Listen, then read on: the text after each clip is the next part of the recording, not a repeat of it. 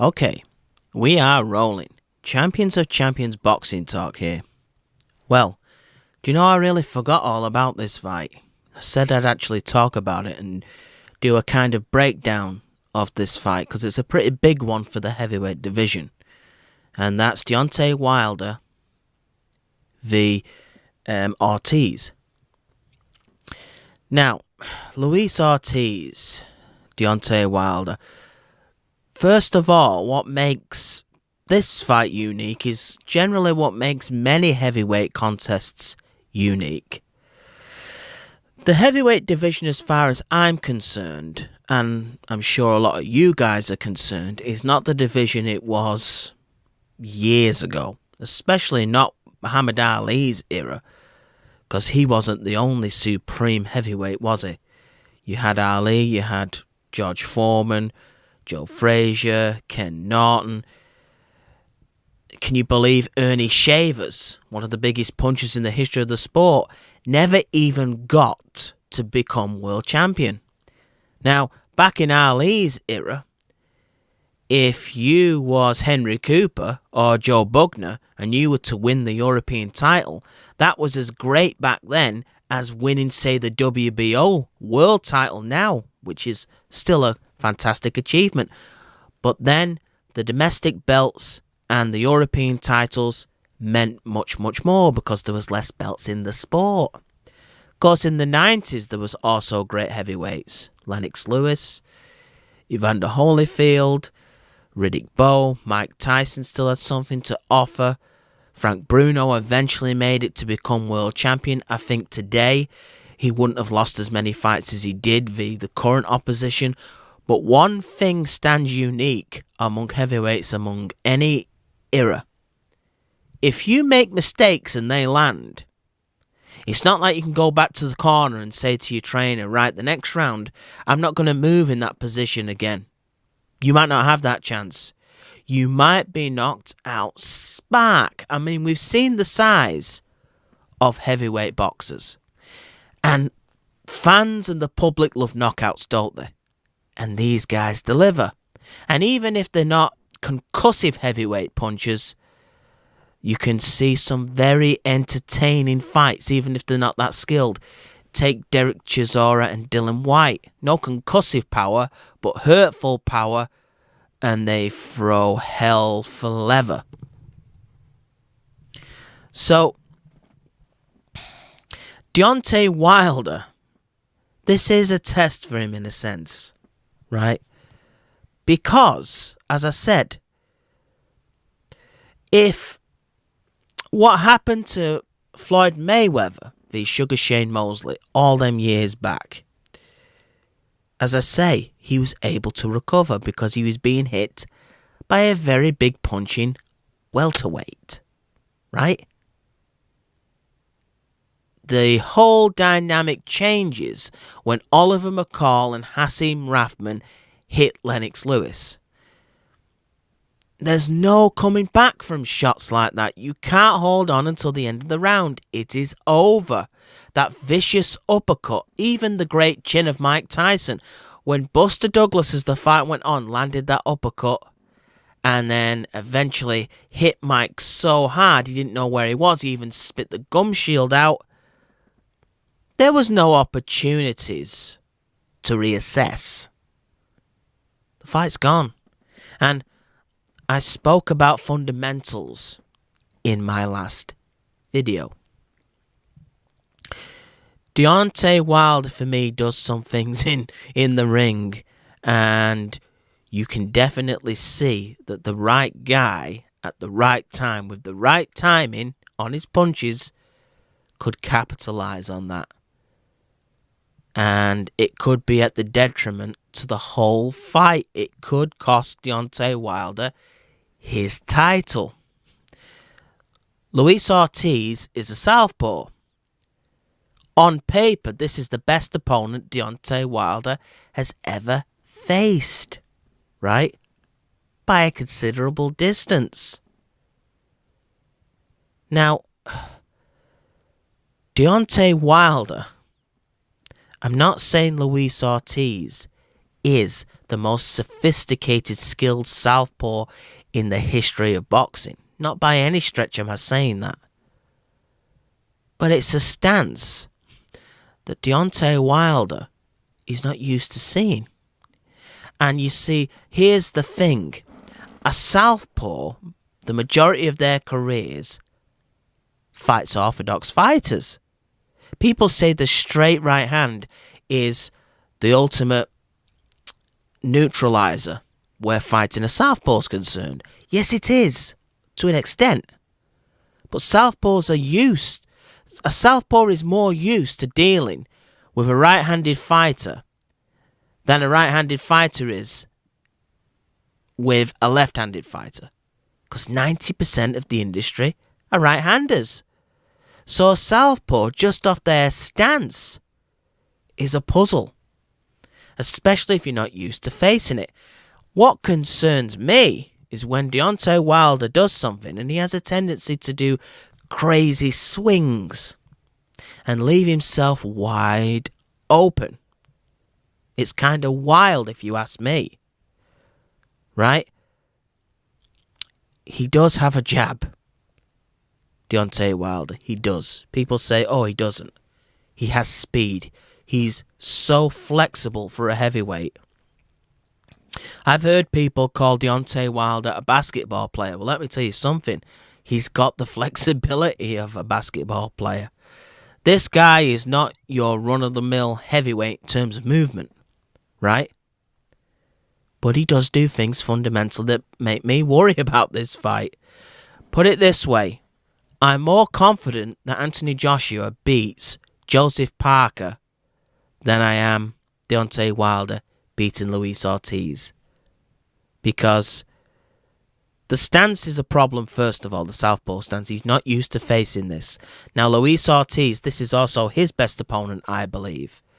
People call Deontay Wilder a fraud. I don't believe he's a fraud, first of all. Right? But he hasn't had, in my book, the greatest resume, and he hasn't fought the best fighters available. Let's face it. This is a step up. Right? But it's still the best fighter, I think, that Luis Ortiz has faced.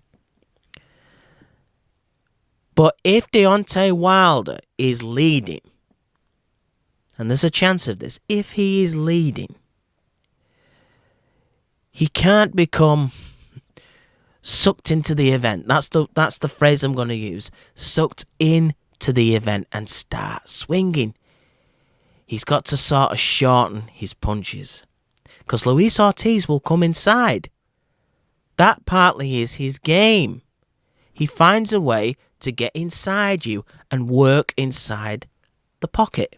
Now, Luis Ortiz, for me, has got to go to the body, but for God's sake, he's got to close that space quickly. Right? And when he does, have that chin tucked. But if they are at range, providing Deontay Wilder does not swing crazily and forget himself, it favours Deontay Wilder. Why? He's got the size and reach advantage. And that is a big advantage, right?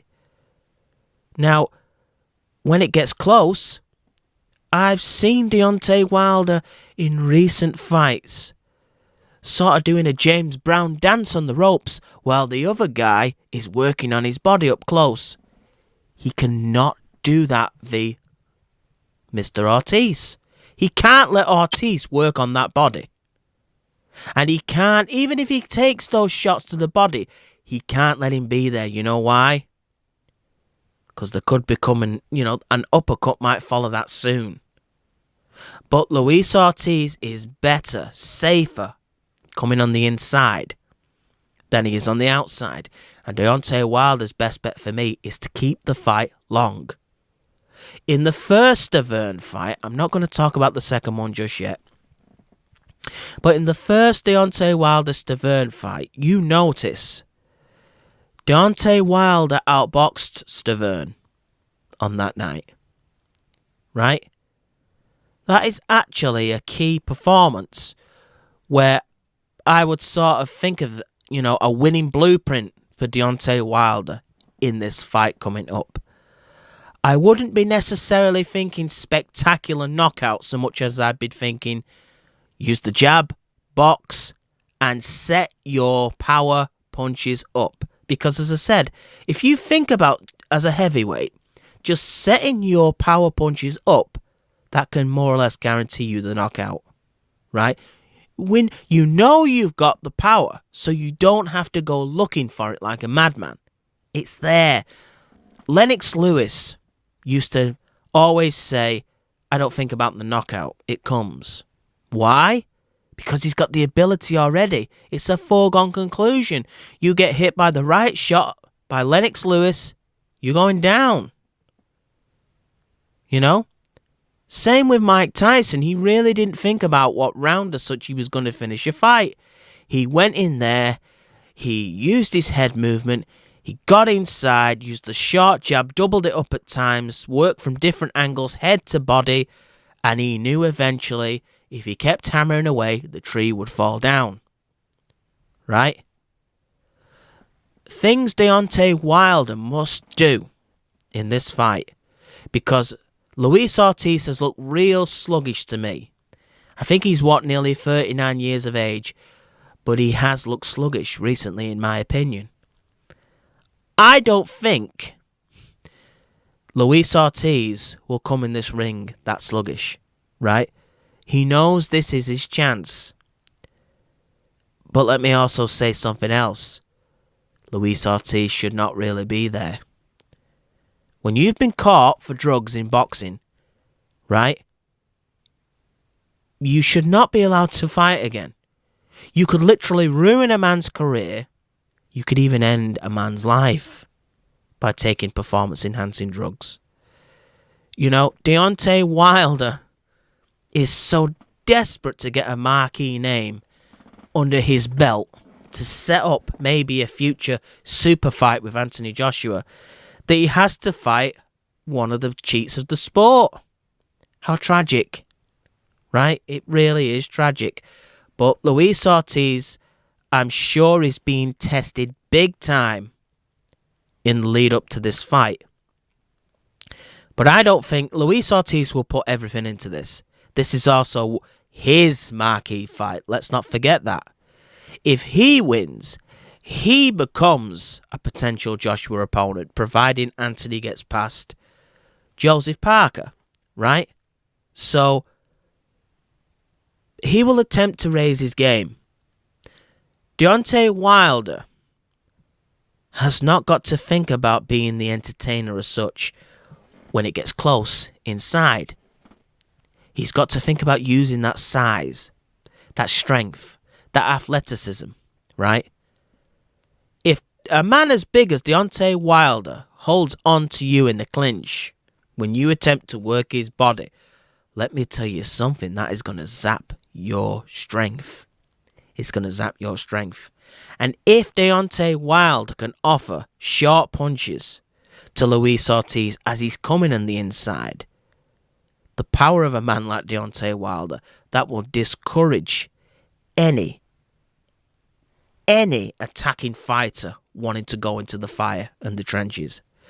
If you watch Lewis Tyson, every time Mike Tyson, now I'm not comparing Deontay Wilder with Lennox Lewis, and I'm not saying he has the same skill set, but he has a similar sort of power and size, right? When Mike Tyson and Evander Holyfield, when they attempted to come inside on Lennox Lewis, he was throwing a short right uppercut, right? Now, Mike Tyson's game is to get in close and make you feel real heat and danger. But that uppercut that Lewis was throwing was making the heat of fire that Mike Tyson had go out. That short uppercut was like water. It was completely neutralizing the acid of fire Mike Tyson, right?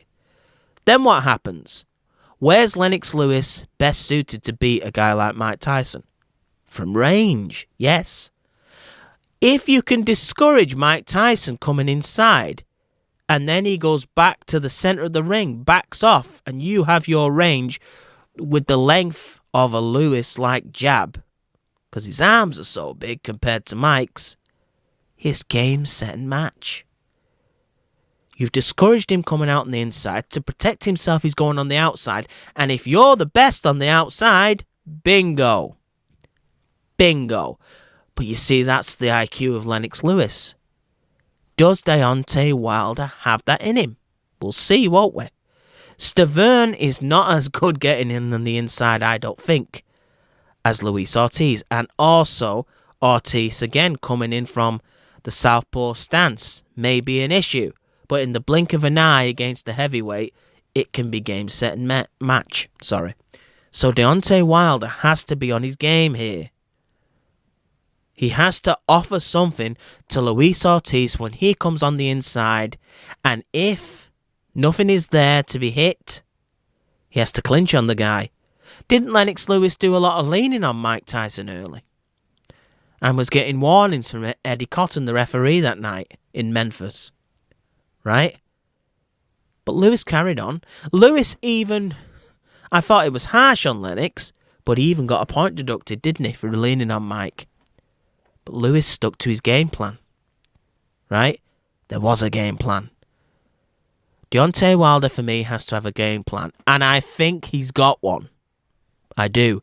I think the way to beat Luis Ortiz is the way he beat Stavern.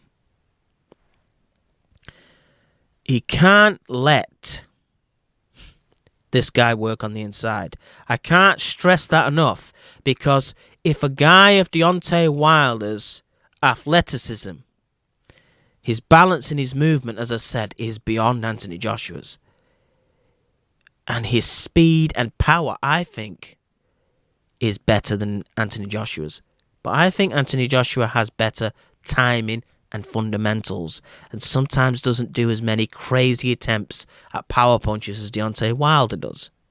Right? If he lets Luis Ortiz work that body, all that athleticism and movement goes out the window within a few rounds, and you will have Deontay Wilder not being able to move that much up against the ropes. Against the smaller guy who can duck low and get inside on his body and work away. Deontay Wilder cannot leave his chin held high either. He's got to keep that nice and tucked. Right? And he can't let his hand... He can't use a lazy jab either. You don't want a heavyweight coming over the top of you with a shot. Right? We've seen Danny Garcia at welterweight do that to Brandon Rios, and look at the effect that had. Can you imagine that by a heavyweight? Again, you're talking about a guy who's not as good a fighter as Danny Garcia pound for pound, but the God-given thing that a heavyweight is blessed with is power. Any man who's 19 stone and hits you flush on the chin, ouch. It's going to hurt you. Let me just tell you that. So, tying up is the key. He's the younger man. He's fresher, Deontay Wilder. As I said, I think Luis Ortiz will try and start well. But Deontay Wilder can frustrate him holding on the inside, outboxing him on the outside using his length and a jab, and setting it up. If we did see anything that was sort of scary in the second Stavern fight, it was that power. Deontay Wilder has the length and ability to punch as well as anyone. If he from range, jab, right hand, straight down the middle, there is a chance when Luis Ortiz gets fatigued, if it gets this far, Deontay Wilder will be able to create more space between the two. He could finish this fight in a combination in an instant. This fight for Deontay Wilder could be over in 3 rounds if he plays his cards right. He can. If he leans on Ortiz, if he holds Ortiz, if he doesn't let him work to the body, if he offers a sort of uppercut or hook or whatever it is when Deontay Wilder chooses to go on the inside, Ortiz, chooses to go on the inside, he can discourage that guy. And when he gets discouraged and walks out of the pocket, Deontay Wilder has just called checkmate. That's all great coming in theory from me here, ladies and gentlemen. It's another thing being Lennox Lewis level and applying it. It's another thing being Muhammad Ali and applying it. Right? But it is within him. And this is the night where we get the chance to see, can he do it? Can he do it? What am I going to say? Who am I going to pick? As I said, in these videos, I generally talk about two guys. Sometimes I have no idea who's going to win the fight, and I announce it right here on the video live. Who am I picking? Deontay Wilder needs to work on them fundamentals for future fights. But I'm picking him to overcome Luis Ortiz. I don't think he'll get all the stylist things I've talked about right. I think there will be occasions where Luis Ortiz was a whisker away, and it could be a matter of who lands first. But I think Deontay Wilder has the athleticism and the speed and the freshness to do that. I'm picking Deontay Wilder to end this in, I'll give it 8 rounds. I'll give it 8 rounds. Because I can't remember the name of the other guy. If you remember him, ladies and gentlemen, he was... I think the fight was level with him and Deontay Wilder.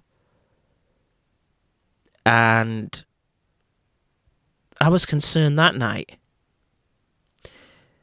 This guy, who, in a physical sense, though, was different to Luis Ortiz. He did have range. So he was able to compete in a boxing sense with length and a jab with Deontay Wilder. Luis Ortiz can't do that from range.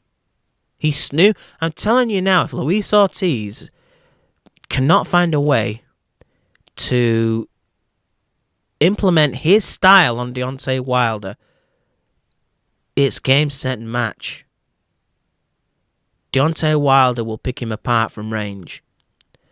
It's just, will Deontay Wilder make the wrong punch selection and give Luis Ortiz chances? I think Luis Ortiz is a good fighter. But as I said, I'm edging Deontay Wilder in this matchup. So, it's an interesting fight. It's a fight of... Can you believe you're saying this about the WBC heavyweight champion of the world? It's the coming of age night for Deontay Wilder. Deontay Wilder, I mean, he does have more fundamentals than Chris Eubank Jr. I said that in, at least a couple of videos ago. It's just if he uses it. But one thing he does, which is very similar to Chris Eubank Jr. at middleweight and light middle and super middleweight, getting a bit tongue-tied there. One thing he does do is do crazy swings. The question is, can he turn that off for one night? Great fighters can, can't they? We've seen Lennox Lewis getting a tear-up with Shannon Briggs, didn't we, going all the way back? And you knew if Lewis fights this way against David Tua or Mike Tyson, he's going to get beat. But we knew that when David Tua and Mike Tyson turned up, Lennox Lewis could switch gears. Lennox knew when to flick one side of the coin and then flick the other side of the coin. He knew when to put the heat on and when to cool things down. And the key to beat, a David Tua or a Mike Tyson or a Luis Ortiz is to make sure that the room is nice and ventilated and everything's cool. Don't fall into the trap of the crowd, because they want a slugging match. Keith Thurman didn't fall into the trap of the crowd, did he? He wasn't walking onto Danny Garcia all night. People were booing. The thing is, he needs to get this victory, Deontay Wilder. And he needs to get it however he can. Because at least then Luis Ortiz is a name. He's in the top 10 in the heavyweight division. He could say to Anthony Joshua, look, we're ready. Let's tango. Because at the moment, Anthony Joshua can look at Deontay Wilder and say, listen, I've beaten Klitschko. You've not fought a technician like that. I know he was 41, but he still had a good fight left in him, and he gave me a good fight, and I overcame it. And also, I beat the man that beat Tyson Fury. Anthony Joshua can point that out to Deontay Wilder. Anthony Joshua can also say, I'm fighting another world champion. Coming up soon. Joseph Parker. The ink's on the paper, pal. At the moment, Deontay Wilder has nothing to say back. If these two had a freestyle rapping contest about their boxing careers, Deontay Wilder would choke. He would. He'd have nothing to say. Now, Anthony Joshua, as I've said, has not got a resume like Muhammad Ali either. But it's ahead of Deontay Wilder's at the moment, so he needs this fight. So it's not the sort of fight where you want to tactically be stupid and be reckless. Shorten those punches. Don't go for the swing.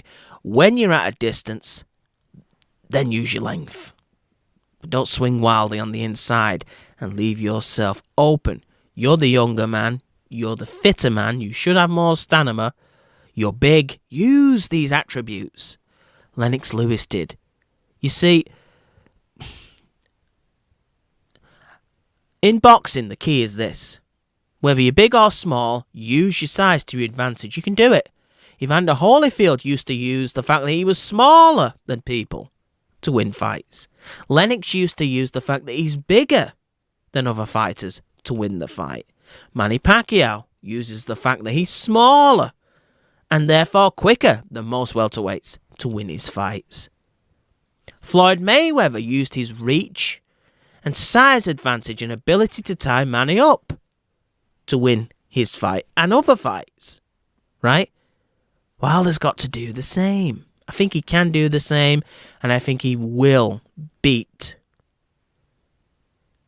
Luis Ortiz. It'll be a hairy fight. It will be an entertaining fight for one reason. Everybody loves a knockout. And as I said, the second Stefan knockout was absolutely chilling to see the state he was in when he got hit by Deontay Wilder. Stefan turned up in terrible shape, I must add. That is no preparation for a fight like Anthony Joshua. That's why I'm glad Deontay Wilder has Luis Ortiz. Because we want this to be a competitive fight by the time Deontay Wilder gets into the UK. We don't want Anthony Joshua having massive odds and Deontay Wilder having not much experience of fighting the elite guys. We like 50-50 fights. They're exciting. And Deontay Wilder, yes, he does have it in him to beat Anthony Joshua. Am I saying that's going to happen? At the moment, no. I would side with Anthony Joshua for the reasons I said before.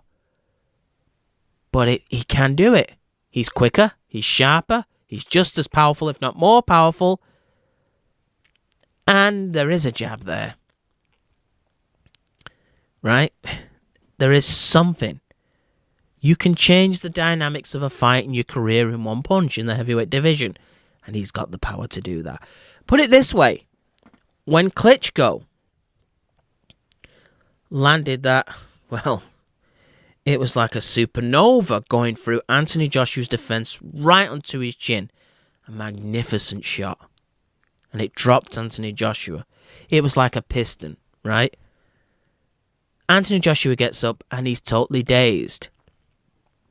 Now, this is the difference between Lennox Lewis and Vladimir Klitschko, right? As I said, there's a time to be measured and be nice and cool, right? That's before you drop the guy, right?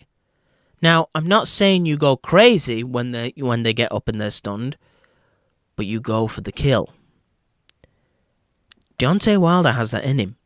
If when Klitschko landed that piston right hand, I think it was, and dropped Anthony Joshua to the ground, when Anthony Joshua rose again, if you could make substitutions in boxing and say, right, Klitschko, you take a seat, son, here's Deontay Wilder, right in front of Anthony Joshua there, Deontay Wilder would have finished Anthony Joshua.